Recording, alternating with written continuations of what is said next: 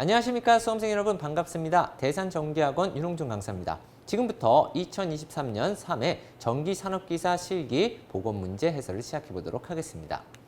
자, 첫 번째 문제입니다.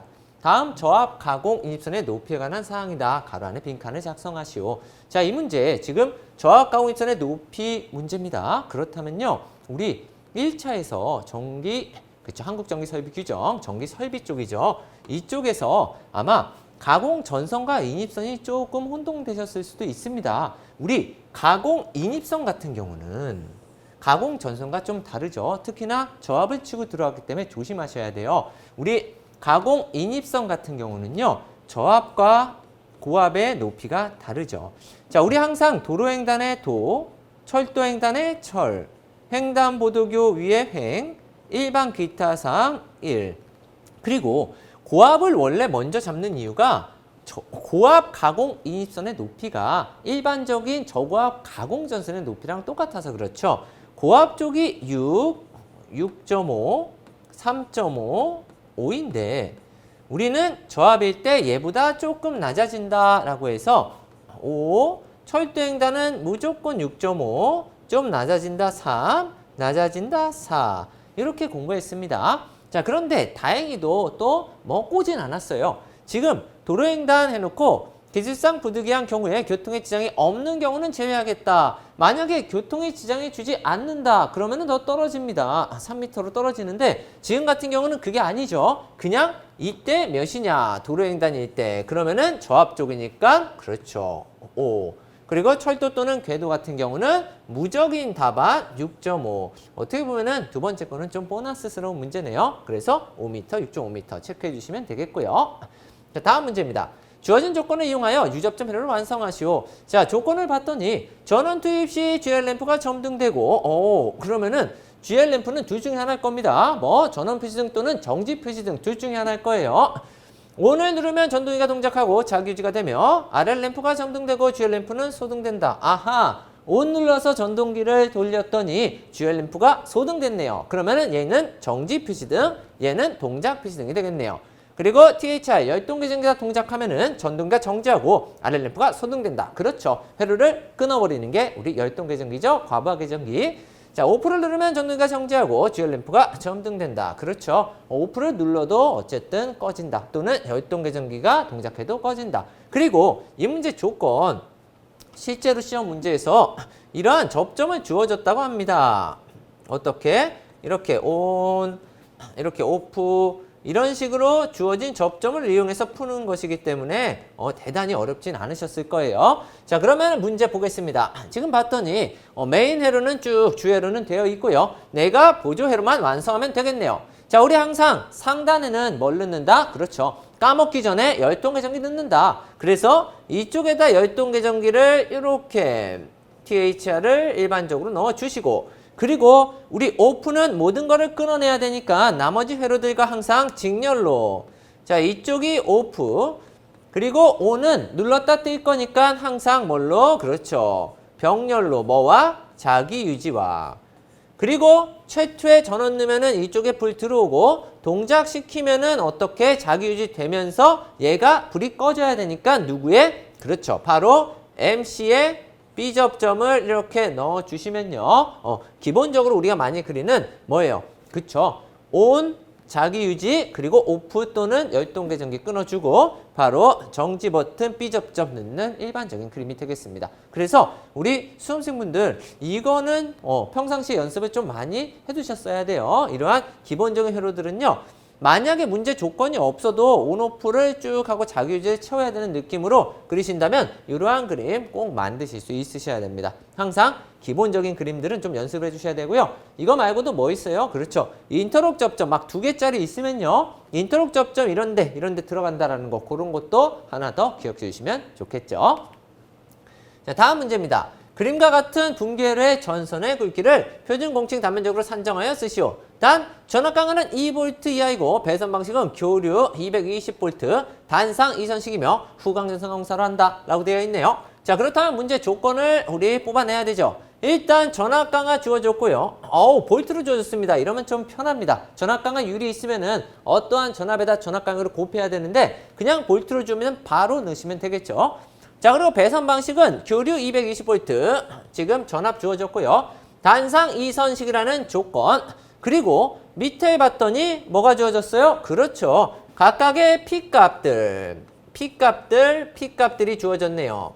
그러면은 전체 P값은 지금 다 똑같으니까 하나, 둘, 셋, 넷, 다, 여섯, 아하, 6,600이 될 겁니다. 지금 그러면 내가 할 수 있는 걸 다 해보는 겁니다. 우선 전압강하 있고 전압 있고 단상 이선식 있고 지금 요 전력 있고 그리고 뭐 거리까지 있어요. 그럼 무슨 공식 쓸 수 있어요? 약산식. 1000 곱하기 전압강하 2분의 KIL 공식을 쓸 수 있겠네요. 이때 K는 우리 상수죠. 지금 단상 이선식이기 때문에 뭘 써요? 그렇죠. 35.6을 넣어주시는 거고 이건 암기사항입니다. 자, 그럼 연습 좀 해볼까요? 우리 단상 3선식이나 삼상 4선식은 몇? 17.8. 삼상 3선식은 30.8. 그리고 단상 2선식은 35.6이 되겠습니다. 자, 그리고 우리 이 전압강하 지금 2V 줬으니까 그대로 넣어주시면 되고요. 자, 전류값. 지금 요거 1100짜리 6개니까요. 6600을 뭘로? 그렇죠. 문제에서 주어진 220으로 나누게 되면은 몇? 그렇죠. 이거 뭐 간단하게 30, 그렇죠. 30배 차이가 나네요. 그래서 30, 우리 암페어를 여기다가 집어넣어 주시면 되고, I 값에. 그리고 마지막으로 L 값만 구하면 되겠네요. 선생님, L 값은 어떻게 구하죠? 지금 여러 개가 있네요. 그러면 부하 중심까지의 거리를 산정하셔야 된다. 부하 중심까지의 거리 어떻게 산정해요? 그렇죠. 지금 요거가 다 각각의 다르게 있으니까 첫 번째 이거 곱하기 12. 두 번째 이거 곱하기 여기서 이쪽까지 온 18m. 그리고 여기는 여기서 한 번 더 온 24m. 여기는 30m. 여기는 36m. 여기는 42m를 각각에 곱해서 더해 주시고 얘를 뭘로 나눠요?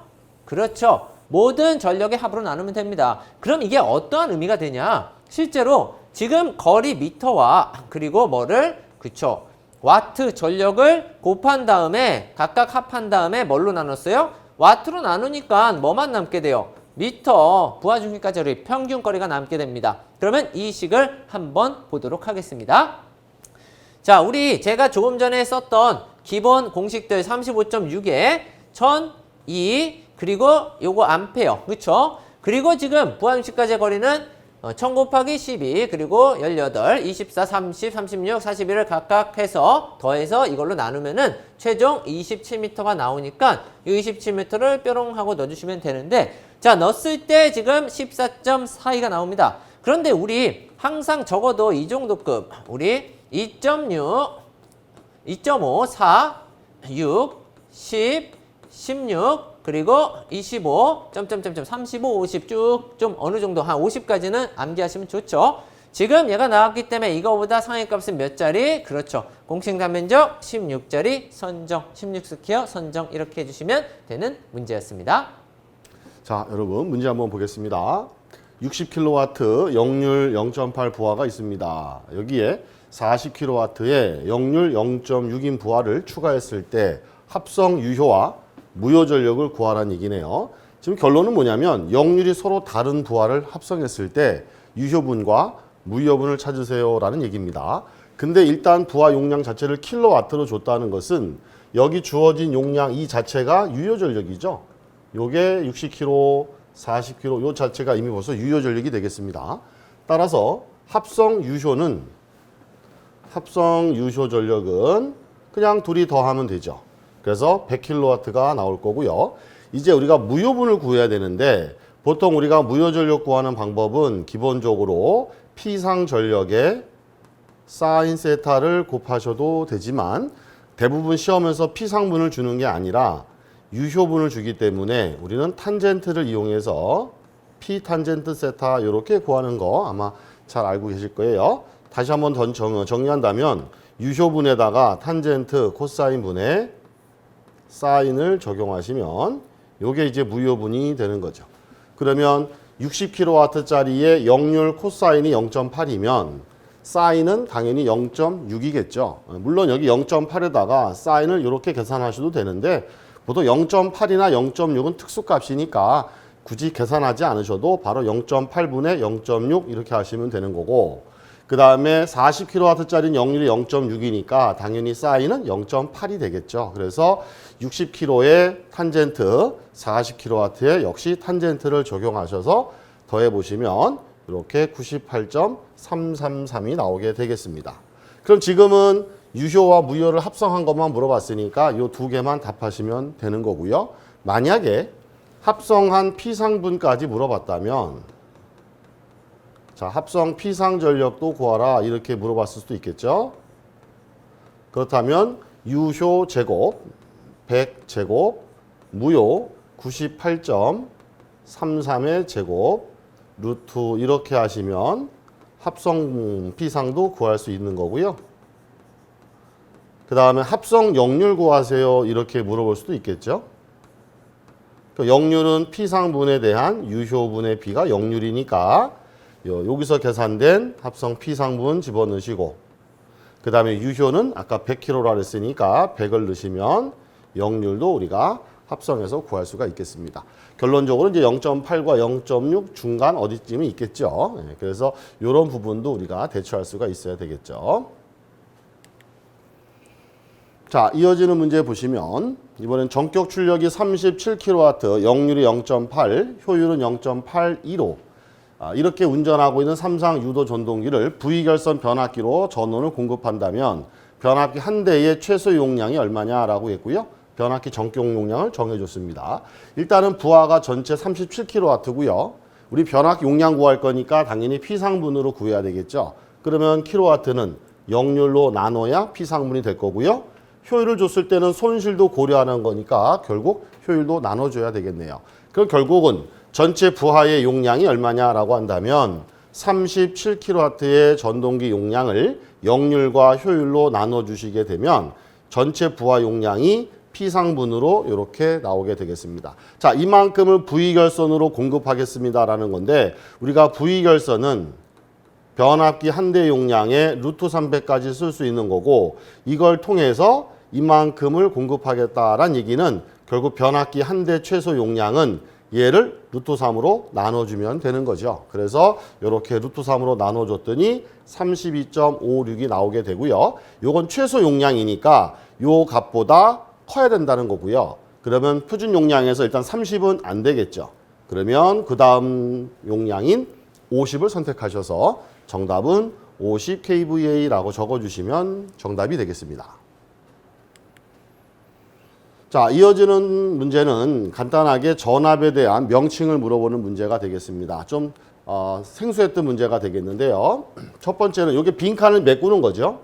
첫 번째가 전선로를 대표하는 선간전압을 말하고, 아마 요거는 많은 분들이 맞추셨을 거예요. 우리가 그 전선로를 대표하는 선간전압을 바로 공칭전압이라고 부른다라는 거. 이거는 평소에도 많이 쓰기 때문에 잘 알고 계셨을 텐데, 아마 두 번째 거와 이게 시험에 거의 출제되지 않았던 것이 새롭게 출제가 됐던 문제가 되겠습니다. 보시면 전선로에 통상 발생하는 최고의 선간전압이다라는 말 나오는데, 바로 이 최고라는 말을 기준하셔서 이걸 최고전압이라고 부르게 됩니다. 예, 그래서 우리가 이건 별로 자주 사용하는 전압이 아니라서 아마 조금 처음 접하시는 분들은 어렵지 않았을까 이렇게 생각이 됩니다.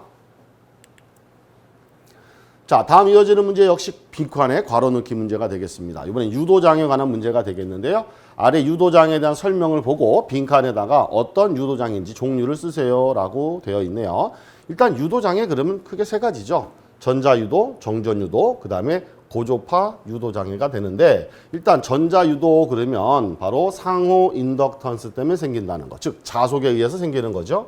정전 유도장애는 정전 용량에 의해서 생깁니다. 정확히 말하면 이것도 상호 정전 용량이라고 주는 게 훨씬 더 좋은 답인데, 어쨌든 전력선과 통신선 간에 생기는 것을 상호 정전 용량이라고 하니까 그 정전 용량 때문에 생기는 게 정전 유도가 되겠습니다. 그 다음에 이 두 가지가 병행되면서 생기는 장애가 바로 고조파 유도 장애가 되겠죠. 그래서 양자, 이 두 가지 양자에 의해서 발생하는 거고요. 상용 주파수보다 고조파 때문에 생긴다라는 거니까 당연히 고조파 유도 장애 이렇게 적어주시면 정답이 되겠네요.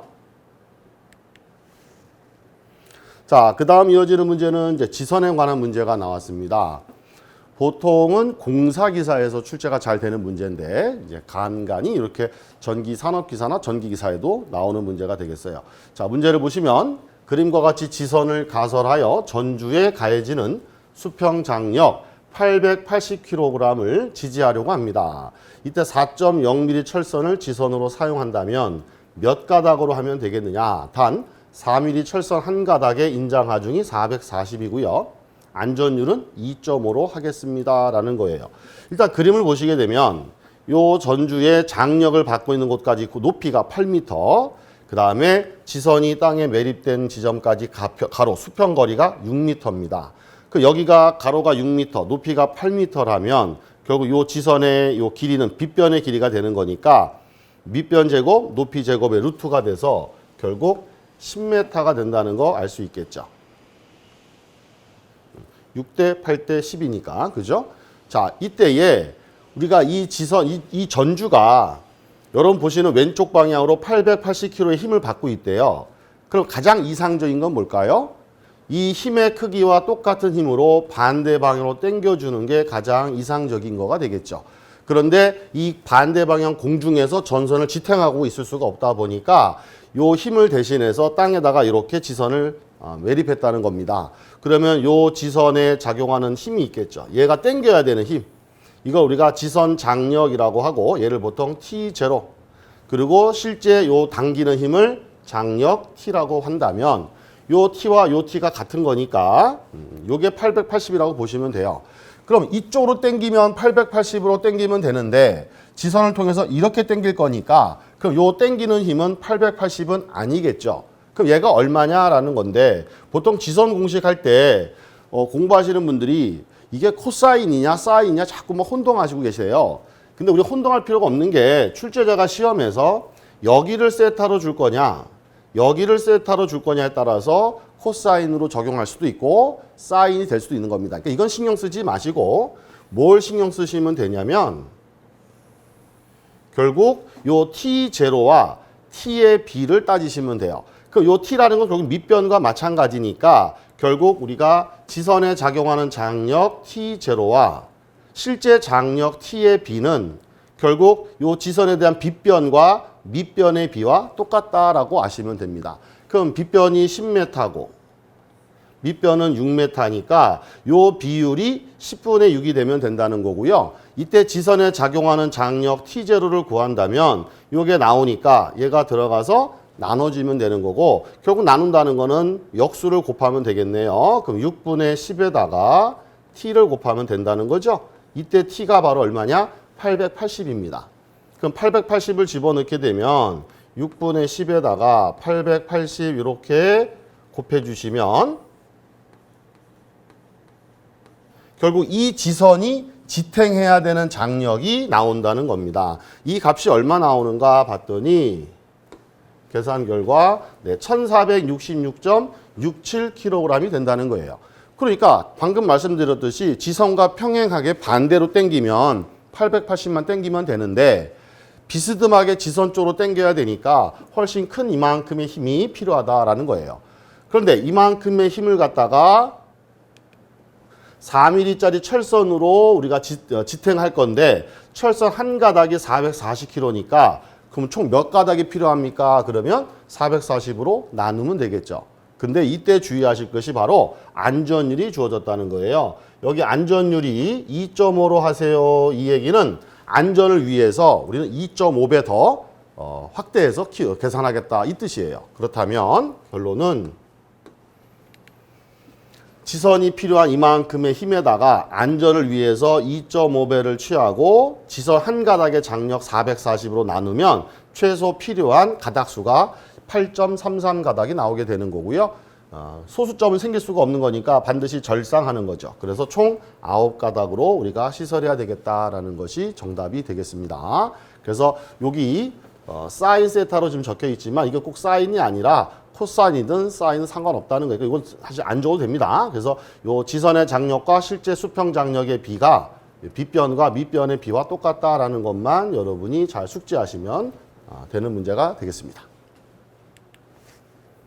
자, 그 다음 문제 보시면 조명 용어에 관한 문제네요. 자, 조명에서 사용되는 용어 중에서 광원에서 나오는 복사속을 눈으로 보아서 빛으로 느껴지는 크기 또는 양이라고 하죠.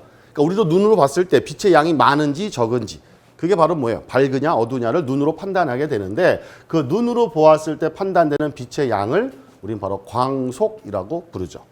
네, 그래서 용어는 광속이 되겠고요. 기본적으로 기호는 F라는 기호를 쓰고요. 단위는 LM이라고 쓰고 우리가 읽을 때는 루멘 이렇게 읽죠. 그래서 지금은 용어와 단위만 물어봤으니까 용어는 광속, 단위는 루멘 적어주시면 되겠네요.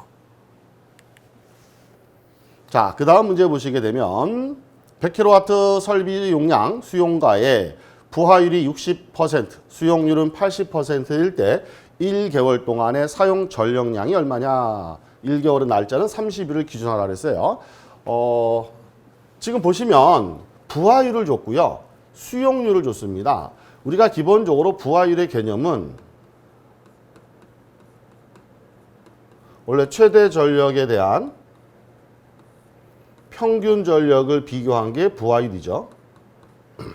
최대치와 평균치를 비교한 건데 이 평균 전력을 보통 안 주기 때문에 우리가 이걸 변형해서 만든 공식이 바로 전력량을 시간으로 나눠주면 이게 평균 전력이고 얘를 최대 전력으로 이렇게 나눠주면 이게 바로 부하율이 되는 겁니다. 자, 이 상태에서 결국 이제 번분수니까 다시 말하면 요 시간이 밑으로 내려가겠죠. 그럼 전력량 나누기 최대 전력과 시간의 곱이 바로 부하율이 된다라는 것을 알 수가 있겠습니다.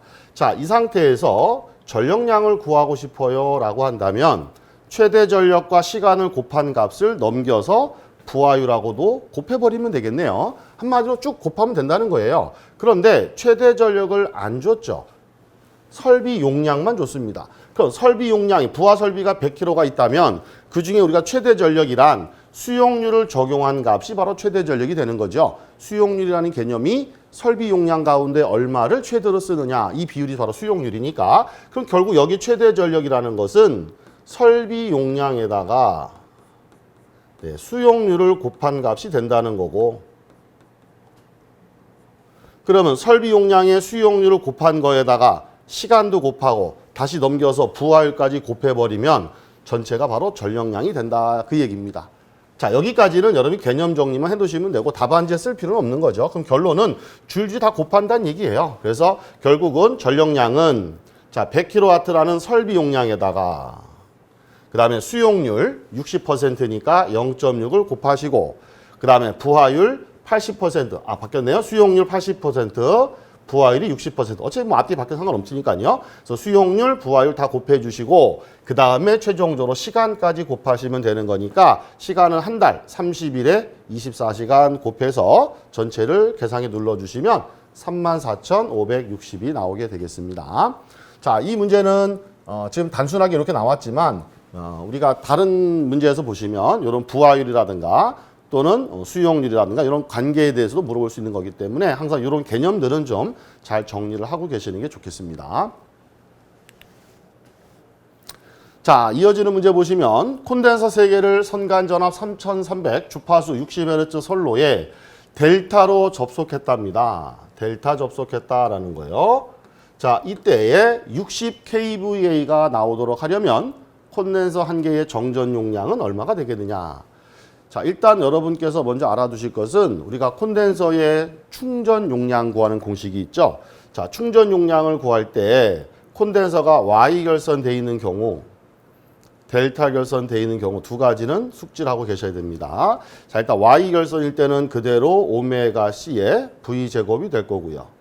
델타 결선은 3배의 오메가 C V제곱 이렇게 되죠.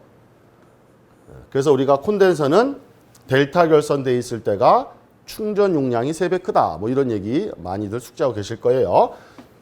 그럼 지금 문제에서는 델타 결선이라 했으니까 바로 이 공식을 이용하라는 얘기고, 이때 이렇게 계산된 충전 용량이 60이란 얘기고, 이때 C를 구하세요 이 얘기죠. 그럼 C를 구하려면 3오메가 V제곱으로 나누시면 되니까 이렇게 나올 거고요. 나머지는 다 대입만 하면 되죠. 3배에다가 오메가는 2파이 F 주파수는 60. 전압은 3300의 제곱에다가 용량은 60의 킬로니까 10의 3승 하시고, 아마 이 계산된 값이 0.000 얼마 나올 테니까 마이크로 페럿으로, 아마 지금 시험에서 마이크로 물어봤을 겁니다. 지금 누락이 됐지만 대부분 정전 용량은 마이크로를 쓰니까 마이크로 물어봤다고 가정하고 10의 6승 하셔서 4.87 마이크로 페럿이 되겠네요. 자, 혹시 만약에 여기가 Y 결선이다 그럼 뭐만 바꾸시면 된다고요? 여기 3만 없애버리면 되는 거죠. 자, 이어지는 문제, 조명 문제가 되겠습니다. 모든 방향으로 400칸델라 광도를 갖는 전등을 직경 4m의 원형 탁자 중심에서 수직으로 2m 위에 점등했습니다. 이 원형 탁자의 평균 조도는 얼마가 되겠느냐라는 건데요. 한마디로 말하면 이런 거죠. 여기 바닥에 이렇게 원형의 탁자가 있답니다. 이 원형의 탁자의 지름이 직경이 4m라는 것은 중심으로부터 거리, 이건 반지름이 되겠죠? 그럼 반지름은 반이니까 2m란 얘기가 되겠네요. 반지름 2m짜리 원형 탁자 중심으로부터 높이가 2m, 수직으로 2m 되는, 여기도 2m죠. 여기다가 광원, 등을 하나 놨다는 거예요. 요 광원으로부터 광도가 400칸델라의 광도를 갖고 있다라는 겁니다. 그러면 여기서부터 빛이 나와서 이 원형 탁자로 이렇게 빛이 비춰지겠죠? 이때 이 부분의 밝기가 얼마냐 이 얘기죠. 요 바닥의 밝기, 바로 조도가 얼마가 되겠느냐 이게 문제입니다. 그럼 우리가 원래 조도 구하는 방식은 어떻게 돼요? 조도는 단위 면적당 광속의 비가 되죠. 조도라는 것은 빛을 받는 피조면의 면적당 빛이 얼마나 들어오느냐, 그 빛의 양이 바로 조도가, 밝기인 조도가 되는 겁니다.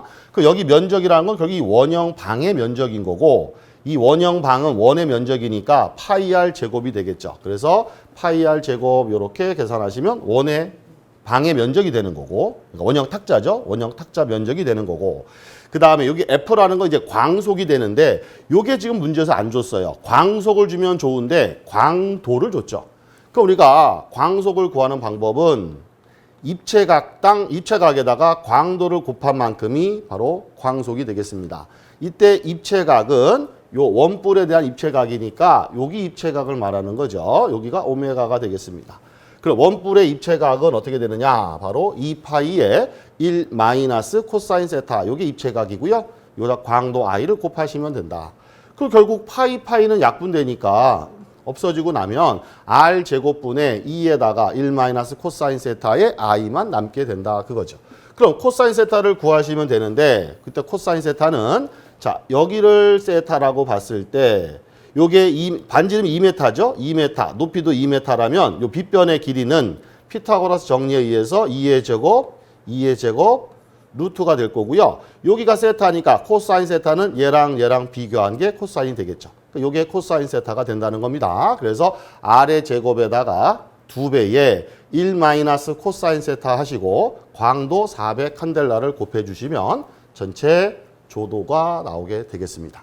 그래서 요 문제는 요 부분은 사실 안 써도 되는 거죠. 이렇게 안 쓰시고 답안 작성하신다면 우리가 공식은 적지 않아도 되는 거니까 요 과정만 아시면 되는데, 혹시 외우신다면 요런 수치는 바뀔 수 있지만 이렇게 원형 방에 대한 문제가 잘 나오니까 이럴 땐 아예 그냥 r의 제곱에다가 2배의 1 마이너스 코사인 세타의 i다라는 공식을 아마 암기를 하신 분들이 많이 계실 건데, 그냥 이렇게 외워서 수치를 바로 대입해서 그냥 쓰셔도 되는 겁니다.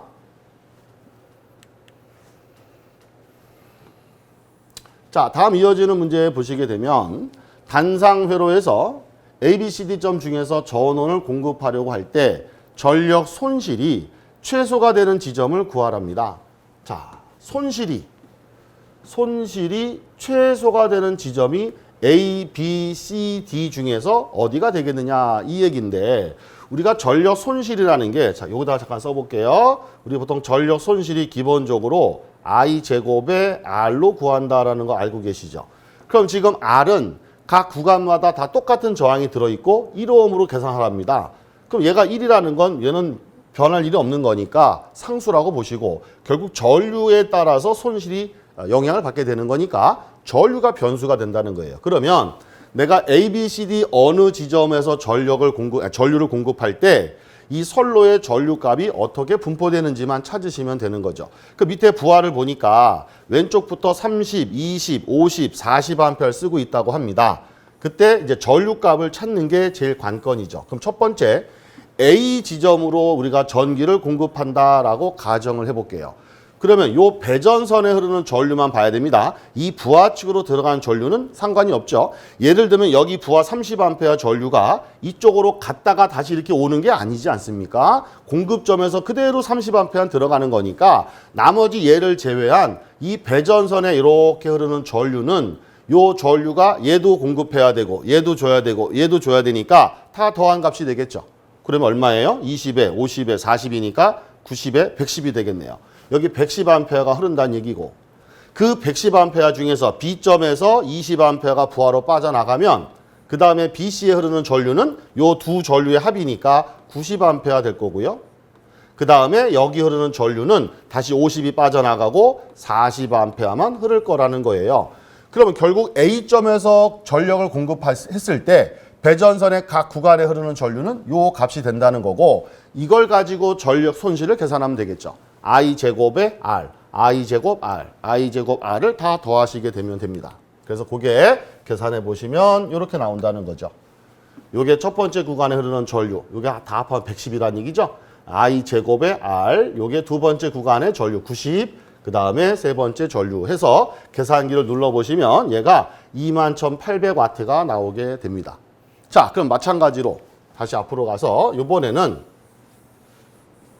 B에서 공급한다 이겁니다. 그럼 B를 통해서 전력을 이렇게 공급합니다라고 한다면 전류가 이렇게 하나 흐를 거고 이렇게 흐르고요. 근데 부하측으로 20A 가는 건 배전선의 손실하고는 관련 없는 거니까 얘는 신경 쓰지 마시고 양쪽의 전류만 찾아보시면 여기를 지나가는 전류가 얘가 되겠죠? 30A. 그 다음 오른쪽의 전류는 얘네 둘이 되겠죠? 90A. 그리고 나머지 다시 여기에 40A 흐를 테니까 자, 요 전류 가지고 손실 구하시면 됩니다. 30, 90, 40을 가지고 역시 30의 제곱의 R, 90 제곱의 R, 40 제곱의 R을 계산하시면 1600이 나오게 되고요. 자, 그 다음에 C도 한번 보겠습니다. 요번엔 C를 통해서 이렇게 공급한다 이거예요. 그럼 역시 전류가 이렇게 하나 갈 거고 이렇게 갈 텐데 일단 오른쪽은 간단하죠? 40. 자, 왼쪽에 가는 전류는 여기는 얘랑 얘랑 보내야 되니까 50. 그 중에 20이 빠져나가면 여기는 30이 흐르겠네요. 그럼 30, 50, 40을 가지고 손실을 계산하시면 30제곱 R, 50제곱의 R, 40제곱 R 해서 계산하니까 5,000이 나오게 되고요. 자, D점도 마찬가지로 계산해 보시면 됩니다. 이거는 뭐 어렵지 않으니까 여러분이 똑같은 방법으로 해보시면 되겠죠. 그래서 그 결과를 다 계산기를 눌러봤더니 당연히 요 값 중에 가장 작은 값 바로 C점이 된다는 것을 알 수 있겠고요. 전력 손실 최소가 되는 지점은 C점이 정답이 되겠습니다. 그럼 만약에 반대로 전력 손실이 최대가 되는 지점도 만약에 물어본다면 그때는 당연히 A점이 최대가 되는 지점이 되겠네요. 자, 이어지는 문제 고장 계산 문제가 되겠네요. 100메가볼트 기준으로 전원 측의 퍼센트가 25%일 때 단락 용량을 구하라는 겁니다. 자, 단락 용량은 우리가 PS라고 쓰죠. 퍼센트법을 이용한다면 퍼센트 Z분의 100에다가 기준 용량 또는 전격 용량을 곱하시면 되겠고요. 퍼센트는 25%, 100에다가 기준 용량 전격 또는 기준 용량은 100이니까 이렇게 계산하시면 400메가라는 거를 금방 알 수 있습니다. 점수 주기 위해서 낸 문제 같아요. 자, 이어지는 문제. 설비 불평률 문제가 되겠습니다.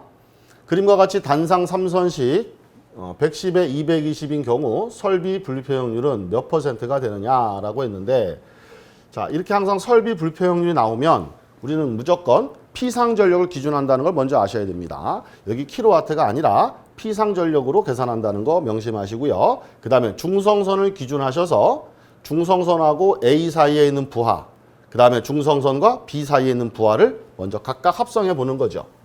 그럼 먼저 중성선하고 A 사이, 요 사이에 달린 부하를 PA라고 가정한다면, PAN이라고 할까요? PAN이라고 한다면 바로 P상분으로 요 3kg, 0.5kg, 0.5kg 세 가지가 되겠죠. 다른 부하는 아니고 요 세 부하만 요 사이에 달려있는 부하라는 겁니다. 그래서 그걸 다 합산해주면 이렇게 나온다는 거죠. 요게 4kg가 나온다 이거야. 자, 이번에는 그러니까 B하고 중성선 사이니까 요 사이에 달린 부하를 PBN이라고 보자 이거예요. 그럼 얘는 P상분으로 얘하고 얘가 되는 거죠. 그래서 0.5와 3.8을 더해 주시게 되면 되는 거고요. 이게 4.3이 나오게 되겠습니다. 자, 얘랑 똑같이 나오면 평형인 거죠. 다르게 나오면 불평형인 겁니다. 그럼 얼마나 불평형인지를 비율로 나타내세요 라고 한다면 당연히 얘네들 차이 때문에 생기는 거니까 큰 값에서 작은 값을 뺀 만큼이 차이가 될 거고요. 이거를 비율로 나타내기 위해서 밑에다가는 전체 부하의 평균치를 넣어야 되는 거죠. 그럼 전체 부하의 평균치를 넣을 때는 얘네 둘만 합성하는 게 아니라 여기 있는 요 부하까지 합쳐야 된다는 거예요. 그래서 AN에 있는 부하 4kg, BN에 있는 부하 4.3kg에다가 이 외선에 있는 부하 5kg까지 다 합산한 다음에 단상 3선식에서는 2분의 1을 곱해주는 거죠. 3상에서는 그렇죠. 3분의 1을 곱하시면 됩니다. 단상 3선식은 2분의 1을 곱하셔서 평균을 낸 다음에 백분율로 나타내 주시면 4.51%가 나오게 됩니다. 자, 지금은 그냥 퍼센트, 설비 불평률만 물어봤으니까 퍼센트로 이렇게 답하시면 되고요.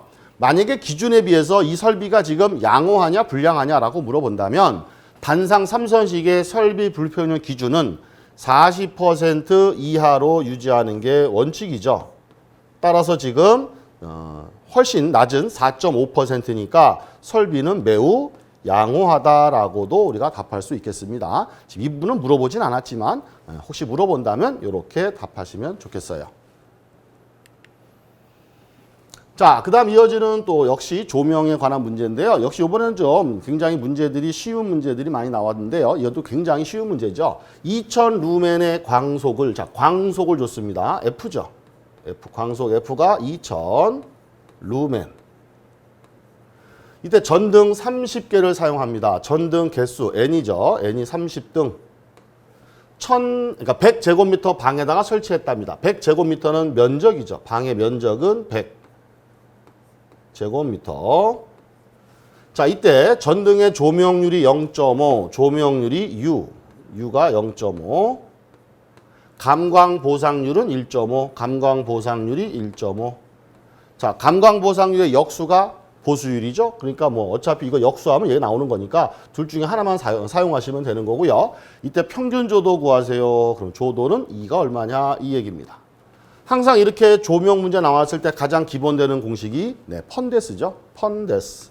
우리가 FUN DES 이렇게 기억하셨다가 여기서 출제자가 이제 물어보는 항목에 따라서 이항 정의만 하시면 되는 거고요. 지금 조도 물어봤으니까 2에 대해서 정리하면 DS를 넘기셔서 이렇게 식을 만드신 다음에 제가 말씀드린 수치만 다 대입하셔서 계산기 눌러주시면 정답이 나오게 되겠습니다. 자, 이번 문제는 피레기 관련 문제입니다. 우리가 시험 준비하기 위해서 피레기 관련 엄청난 내용을 공부했을 건데 다행히 그죠? 피레기 구비 조건 나왔습니다. 그것도 3가지 나오는데 일단 피레기 구비 조건 나오면 낮은 거 2개 보이시죠? 제한전압 낮을 거, 충격 방전 개실압 낮을 거. 요 2개는 낮고 나머지는 다 뭐죠? 크다. 나머지는 뭐가 있을까요? 상용주파 방전 개실압 높을 것, 그 다음에 방전 내량이 클 것, 그 다음에 속류 차단 능력이 클 것, 이런 거 있지 않습니까? 그래서 화면에 보시면 그래 먼저 제한전압 낮을 거 오케이 확인할 수 있어. 그 다음에 두 번째 충격 방전 개시전압 또는 충격파 뭐 관계없습니다. 이 용어는 같은 용어거든요. 충격 방전 개시전압이 결국은 충격파니까 충격파 방전 개시전압 또는 충격 방전 개시전압 낮을 거. 그 다음에 나머지는 높을 거 클 거죠. 상형주파 방전 개시전압 높을 거 오케이. 그리고 속류 차단 능력이 클 것. 뭐 하나 더 적는다면 그죠? 방전 대량이 클 것. 이 중에서 세 가지를 선택하시면 되죠. 자, 이번 문제는요. 투투나인 간이 수전 설비에 관한 주의사항 문제입니다. 우리가 1000kV 이하는 간이 수전 설비 내용 기억나시죠? 자, 제목 보시면 1000kV 이하에 관한 간이 수전 설비 결선도가 있습니다. 물론 이거 단선도 나타내는 거죠. 물음에 답하라. 자, 문제 보기 전에 기본적으로 그죠? 자동고장 구분 계피기 ASS 기억나시죠? 물론 이때 변압기 용량이 얼마? 300kV 이하면 ASS 대신에 뭐 들어갈 수 있죠? 인터럽터 스위치, 우리말로 기중부하 계피기 이런 것도 한번 기억하시면 좋고, 물론 N쪽에 피렉이 있는데 피렉이 측에 달로기는 뭐 할 수 있죠? 생략할 수 있다. 그리고 메인에 그죠? 전력 퓨즈. 이 전력 퓨즈도 변압기 용량 그죠? 300kV 이하면 뭐로 대신할 수 있죠? COS로 대신할 수 있다. 물론 이 COS는 아무 COS나 되는 게 아니고 반드시 뭐죠? 비대칭 차단 전류 10카 이상의 COS만 가능하다. 자, 요 정도 보고 본 내용 한번 확인해 볼까요? 자, 소문제 1번 보시면 방금 언급했던 결선도에서 생략할 수 있는 것. 당연히 뭐죠? 화면에 보이는 것처럼 피레기용 달루기 이렇게 되고, 또는 우리말로 피레기 측 달루기, 뭐 피레기용 달루기 여러 가지 표현이 있겠죠. 이런 거는 충분히 확인할 수 있을 겁니다. 자, 두 번째 보시면 투투나인 피레기는 어떤 걸 쓰는가? 우리가 보통 일반적인 문제 나오면 보통 이렇게 나오죠. 가로 물어보고 여기 옆에 붙이명 이런 글자를 갖다가 주어지는 문제가 대부분이기 때문에 보통 가로만 외웠습니다. 이번에는 이제 전체를 물어봤는데 제가 볼 때는 단독형 문제가 아니고요. 문제 속의 문제 소문제이기 때문에 이 붙이명이란 글자에 크게 높은 어떤 감점은 없을 거예요. 그리고 채점위원들이 마음씨가 좋기 때문에요.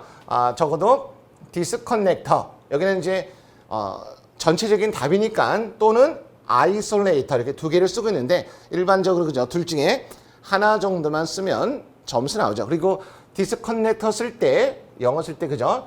n이 두 번 들어간다. 이런 거 기억나시죠? 그리고 아이솔레이터. 그래서 붙이명은 여기 화면에서 볼 때는 정답인데 일단은 채점위원들이 좋은 마음씨가 좋으니까 그죠? 이거 생략해도 점수에 큰 감점은 없을 겁니다. 자, 세 번째 이야기 보시면 그래 키워드는 공동주택 등에서 그죠? 정정 피해가 있을 때 앱이 지중선을 포함해서 몇 회선? 2회선. 이거는 아마 읽자마자 그죠? 가볍게 확인할 수가 있죠. 자, 소문제 네 번째 보시면 우리는 지중전선에 사용하는 케이블이 약 3개가 있죠. 그래. 일반적으로 CN, CV-W, 그 다음에 TR, CN, CV-W, 그리고 이 문제. 자, 보시면 여기 이렇게 CN, CV-W, 그 다음에 TR, CN, CV-W. 아마 이걸 딱 읽는 순간에 그죠? 표준 결선도 주의사항에 나와 있는 그대로 나왔다. 무슨 얘기냐면 CN12-W는 그죠? 이렇게 케이블 수미령이라고 나오고 그 다음에 TRCN12-W는 뭐죠? 그냥 가로 열고 틀이 억제요. 그리고 마지막에 전력구 공동구에 뭐죠? 화재 우려가 있으면 어떤 거 쓰는가? FRCNCO-W인데 야는 주의사항에 그죠? 케이블이 먼저 아니고 난연하고 케이블 이렇게 나왔다. 물론 이런 부분에 대해서 규정에 있는 용어를 지금 화면에 표현한 거고, 물론 케이블을 먼저 쓰고 난연 이렇게 써도 그죠? 채점위원들의 마음은 열려 있다. 충분히 점수를 주리라고 믿습니다. 일단은 화면에 보이는 건 규정으로 쏘는 거고요. 자, 마지막 5번째 이야기 아까 언급했죠. 변압기가 300kV 이하면 전력 표시 대신에 COS를 쓸 수 있는데 조건이죠. 비대칭 차단 전류가 몇 카 이상이 됐으는가. 이거는 규정이니까 바로 10카에서 답을 10 하시면 되겠습니다. 수험생 여러분 고생 많으셨습니다.